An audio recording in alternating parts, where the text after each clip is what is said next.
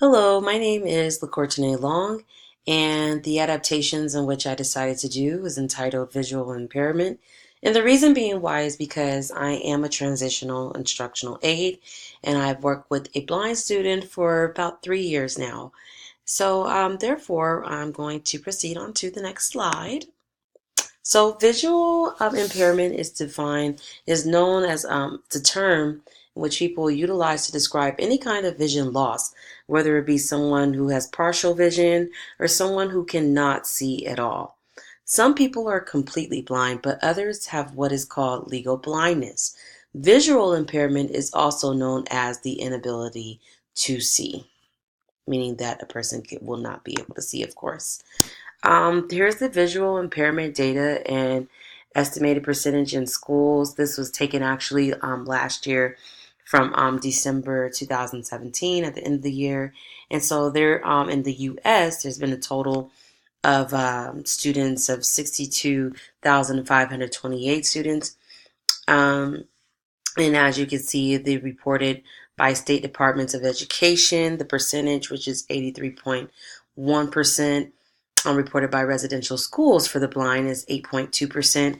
Reported by rehabilitation programs is 6.2%. And reported by multiple disability programs, it's 2.5%. The ones who can read Braille or can do Braille readers is 8.2%. Print readers 10.5%. Auditory readers is 10.7%. Non-readers, symbolic readers is 33.3%. And pre-readers is 16.3%. So therefore, as you can see, there is a lot of variety in different areas in which us blind students are withheld at. Okay, so we're going to proceed on to the next slide. And here is the adaptations and strategies for visual impairment. Within the classroom environment, the environment in which a teacher creates in a classroom for visually impaired students is that technology is utilized so they can hear stories online. Audio helps because a blind student's eyes is their ears, is the ears. Their hearing abilities are always amplified. Technology is a great way of strategies to be utilized, to be used for blind students. So my student, I always allow him to have an iPad to listen to stories to, or he'll just simply listen to movies or, different stories online from the teacher, which is excellent because then he'll remember what is being taught and he'll retain it, especially if it's repetitive. So the academic instruction pertaining to the academic instruction, a teacher would teach the student things he or she should be able to do at home, such as washing dishes or hanging up clothes. So therefore, home chores will be taught in how to use money within an academic aspect as well. For an example, will be taught to the student because once the student, even though the student has special needs, once he gets older, we want him to be able to go out into the real world and do real world things.